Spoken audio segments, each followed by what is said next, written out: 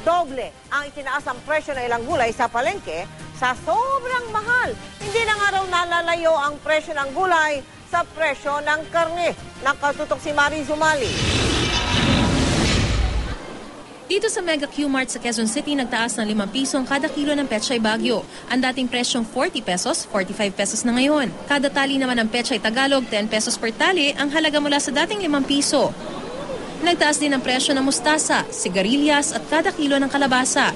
10 piso ang itinaas ng kada kilong repolyo, sitaw, sibuyas at kamote, maging ang kada kilo ng luya.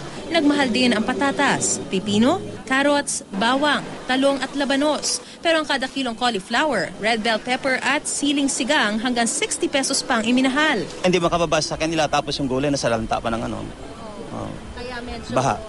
karaniwan na mga gulay sa hapag ng mga pamilyang Pilipino, no? Kaya kahit medyo nagmahal nga, katulad nitong mga gulay na ito, ay hindi pa rin talaga mawawala sa kainan itong mga masusustansyang mga gulay. Ika nga ng ilang mga nakausap natin, bukod sa masustansya na itong mga gulay na ito, mas mainam na rin ito kaysa dun sa mga ibang mga pang-ulam na nagmahal na rin naman.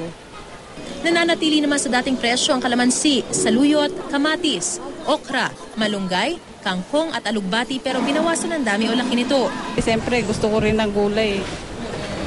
Bakit po siya mahalaga? Siyempre maganda rin sa katawan.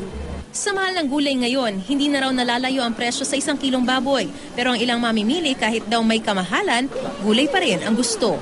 Mas mura naman ito sa karne.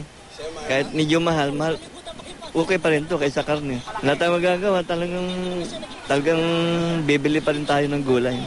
Mariz Umali, Nakatutok, 24 Oras.